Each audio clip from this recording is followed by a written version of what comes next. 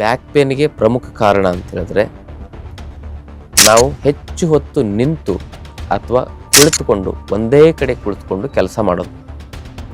ಇದರಿಂದ ನಮ್ಮ ಸ್ಪೈನಲ್ ಕಾರ್ಡಲ್ಲಿ ಒತ್ತಡಗಳು ಉಂಟಾಗ್ತವೆ.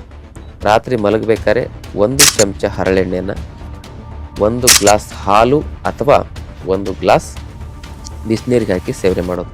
ಹೀಗೆ ಇದನ್ನು ನಾವು ಮಾಡ್ತಾ ಹೋದರೆ ಬೆನ್ನು ನೋವಿನ ಒತ್ತಡಗಳು ಕಮ್ಮಿಯಾಗಿ ಬೆನ್ನುವಿಗೆ ಪರಿಹಾರ ಕಂಡುಕೊಳ್ಬೋದು. ಶ್ರೀ ಗುರು ಬಸವಲಿಂಗಾಯ ನಮಃ. ಓಂ ನಮಃ ಶಿವಾಯ. ಸರ್ವರಿಗೂ ಭಕ್ತಿಯ ಶರಣಾರ್ಥಿ. ಆತ್ಮೇರೆ, ಬ್ಯಾಕ್ ಪೇನ್ ಇದರ ಕಾರಣವನ್ನು ತಿಳ್ಕೊಂಡ್ರೆ ಇದನ್ನು ಸರಿಪಡಿಸ್ಕೊಳ್ಳಿಕ್ಕೆ ಸಾಧ್ಯನೇ ಇಲ್ಲ. ಬ್ಯಾಕ್ ಪೇನ್ಗೆ ಪ್ರಮುಖ ಕಾರಣ ಅಂತ ಹೇಳಿದ್ರೆ ನಾವು ಹೆಚ್ಚು ಹೊತ್ತು ನಿಂತು ಅಥವಾ ಕುಳಿತುಕೊಂಡು ಒಂದೇ ಕಡೆ ಕುಳಿತುಕೊಂಡು ಕೆಲಸ ಮಾಡೋದು. ಇದರಿಂದ ನಮ್ಮ ಸ್ಪೈನಲ್ ಕಾರ್ಡಲ್ಲಿ ಒತ್ತಡಗಳು ಉಂಟಾಗ್ತವೆ. ಬೆನ್ನುಹುರಿಯಲ್ಲಿ ಪ್ರಮುಖ 3 ಭಾಗಗಳು: ಸರ್ವೈಕಲ್, ಥೊರಾಸಿಕ್ ಮತ್ತು ಲಂಬರ್ ಅಂಥೇಳಿ. ಈ ಕೆಳಭಾಗದ ಆ ಒಂದು ಬೆನ್ನನ್ನು ಲಂಬರ್ ಅಂತ ಕರೀತಾರೆ. ಅಲ್ಲಿ 5 ಡಿಸ್ಕ್ಗಳಿರ್ತವೆ. ಅದರ ಕೆಳಗಡೆ ಟೇಲ್ ಬೋನ್ ಇರುತ್ತೆ, ಅದನ್ನು ಸ್ಯಾಕ್ರಮ್ ಮತ್ತು ಕಾಕಿಕ್ಸ್ ಅಂತ ಕರೀತಾರೆ. ನಾವು ಒಂದೇ ಕಡೆ ಹೆಚ್ಚು ನಿಲ್ಲೋದು ಅಥವಾ ಕುಂದ್ರೋದ್ರಿಂದ ಅಲ್ಲೇನಾಗುತ್ತೆ ಅಂತ ಹೇಳಿದ್ರೆ ಒತ್ತಡಗಳು ಜಾಸ್ತಿಯಾಗಿ ಅಲ್ಲಿರ್ತಕ್ಕಂಥ ಕಾರ್ಟಿಲೇಜ್ ಅಂಶ, ಅಲ್ಲಿರ್ತಕ್ಕಂಥ ಸಿನೋವಿಲ್ ಫ್ಲೂಯಿಡ್ ಅಂಶ ಇವೆಲ್ಲ ಏನಾಗ್ತವೆ ಅಂತ ಹೇಳಿದ್ರೆ ಡಿಜನರೇಷನ್ ಆಗ್ತವೆ ಒತ್ತಡದಿಂದ. ಅದು ಯಾವಾಗ ಡಿಜನರೇಷನ್ ಆಗುತ್ತೆ ಆವಾಗ ಡಿಸ್ಕು ಬಲ್ಜಾರೋ ಆಗುತ್ತೆ ಅಥವಾ ಅದು ಸ್ಲಿಪ್ ಆದರೂ ಆಗುತ್ತೆ. ಅದು ಸ್ಲಿಪ್ ಅಥವಾ ಬಲ್ಜ್ ಆದಾಗ ಮಧ್ಯದಲ್ಲಿ ಆ ಡಿಸ್ಕ್ಗಳ ಮಧ್ಯದಲ್ಲಿ ನರ ಇರ್ತಾವಲ್ಲ, ಆ ನರದ ಮೇಲೆ ಒತ್ತಡ ಬೀಳ್ತದೆ. ಅಲ್ಲಿ ಮುಖ್ಯವಾದ ಒಂದು ನರ ಅಂದರೆ ಸಯಾಟಿಕ ನರ ಅಂತ ಕರೀತಾರೆ. ಅದು ಬೆನ್ನಿನ ಕೆಳಭಾಗದಿಂದ ಪೂರ್ತಿ ಕಾಲಿನವರೆಗೂ ಕೂಡ ಬಂದಿರ್ತದೆ. ಅದರಲ್ಲಿ ಒತ್ತಿತು ಅಂತ ಹೇಳಿದಾಗ ಆ ಪ್ರೆಷರ್ಗೆ ಆ ಒಂದು ನರಕ್ಕೆ ರಕ್ತ ಸಂಚಾರ ಆಗೋದಿಲ್ಲ. ಆ ರಕ್ತ ಸಂಚಾರ ಸರಿಯಾಗಿ ಆಗದೇ ಇದ್ದಾಗ ನೋವು ಕಾಣಿಸ್ಕೊಳ್ಳೋಕ್ಕೆ ಶುರುವಾಗುತ್ತೆ, ಕಾಲೆಲ್ಲ ಜೋಮ್ ಹಿಡಿಲಿಕ್ಕೆ ಶುರುವಾಗುತ್ತೆ. ನಮ್ಮ ಆಯುರ್ವೇದದಲ್ಲಿ ಯಾವುದೇ ಸಮಸ್ಯೆಗೆ ಪರಿಹಾರ ತಿಳಿಸಬೇಕಂದ್ರೆ ಕಾರಣ, ಲಕ್ಷಣ ಮತ್ತು ಪರಿಹಾರ ಅಂತ ಹೇಳ್ತಾರೆ. ಅಂದರೆ ಆ ಸಮಸ್ಯೆ ಕಾರಣವನ್ನೇ ತಿಳ್ಕೊಳ್ಳದೆ, ಲಕ್ಷಣವನ್ನು ಸರಿಯಾಗಿ ತಿಳ್ಕೊಳ್ಳದೆ ಪರಿಹಾರವನ್ನು ಕಂಡುಹಿಡಲಿಕ್ಕೆ ಆಗೋದಿಲ್ಲ. ಅದಕ್ಕೆ ಯಾರಿಗಾದರೂ ಜೋಮ್ ಬರ್ತಾ ಇದೆ ಕಾಲಂದರೆ, ಆಮೇಲೆ ಸೆಳೆತ ಇದೆ ಕಾಲಿನಲ್ಲಿ ಅಂತ ಹೇಳಿದ್ರೆ, ಒಂದು ಬ್ಯಾಕ್ ಪೇನ್ ಜೊತೆಗೆ ಕಾಲಲ್ಲೂ ಕೂಡ ಸೆಳೆತ ಇದ್ದಾಗ ಅಲ್ಲಿ ಸಯಾಟಿಕಾ ಪೇನ್ ಅಂತ ಇರ್ತದೆ. ಸಯಾಟಿಕ್ ಅಂದರೆ ಆ ಒಂದು ನರದ ಹೆಸರು. ಇದನ್ನು ಹೆಸರಿಸ್ಬೇಕಾದ್ರೆ sciatica pain, disc bulge, disc slip, lumbar spondylitis ಅಂತ ಹೇಳಲ್ಲ ಹೆಸರಿಸ್ತಾರೆ. ಅದು ಡಿಸ್ಕಿನಲ್ಲಿ ಒತ್ತಡಗಳು ಉಂಟಾದಾಗ ಬರುವ ಇಂತಹ ಸಮಸ್ಯೆಗಳು. ಇನ್ನು ಇದಕ್ಕೆ ಪರಿಹಾರ ಏನು ಅಂದರೆ ಹೆಚ್ಚು ಹೊತ್ತು ನಿಲ್ಲೋದು, ಹೆಚ್ಚು ಹೊತ್ತು ಒಂದೇ ಕಡೆ ಕೂರೋದನ್ನು ನಾವು ಅವಾಯ್ಡ್ ಮಾಡಬೇಕು. ನಮ್ಮ ಕೆಲಸನೇ ಆಗಿದೆ, ಅಡುಗೆ ಮನೇಲಿ ಹೆಣ್ಮಕ್ಳು ನಿಲ್ಲಲೇಬೇಕು, ಆಫೀಸ್ನಲ್ಲಿ ನಾವು ಕೂತ್ಕೊಂಡು ಕೆಲಸ ಮಾಡಲೇಬೇಕು, ಬ್ಯಾಂಕಲ್ಲಿ ಅಂತ ಹೇಳಿ ಈ ಒಂದು ಪ್ರಶ್ನೆ ನಿಮ್ಮ ಎದುರುಗಡೆ ಬರ್ತದೆ. ಎಲ್ಲದರಲ್ಲೂ ಕೂಡ ಆಪ್ಷನ್ಸ್ಗಳಿರ್ತವೆ. ಬ್ಯಾಂಕಲ್ಲಿ ಆಫೀಸಲ್ಲಿ ಕೂತ್ಕೊಂಡಾಗ ಒಂದು 5 ನಿಮಿಷ ನಿಮಗೆ ಹೀಗೆ ಮಾಡಬೇಡಿ ಅಂತ ಯಾರು ಹೇಳ್ತಾರೆ? ಈಗ ಕೈ ಇಟ್ಕೊಂಡು ಹೀಗೆ ಎತ್ತಬೇಕು, ಕೈನು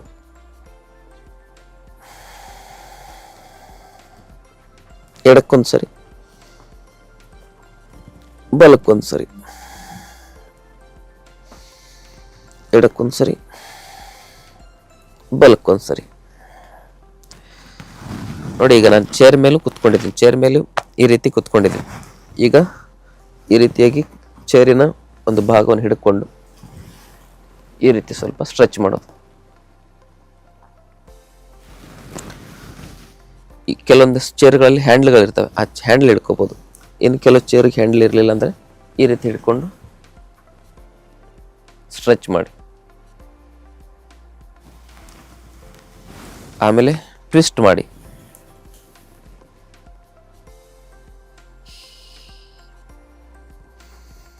ಡೀಪ್ ಬ್ರೀದಿಂಗ್ ಮಾಡೋದು ಬಹಳ ಮುಖ್ಯ.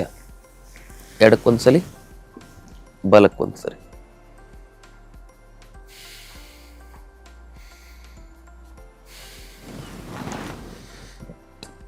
ಹೀಗೆ ಮಾಡೋದು.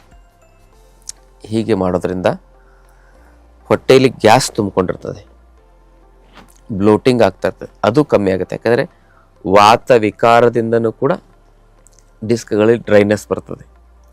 ಅದೆಲ್ಲ ವಾತ ಏನಾಗುತ್ತೆ, ಅನುಲೋಮನವಾಗುತ್ತೆ, ಸರಾಗವಾಗುತ್ತೆ.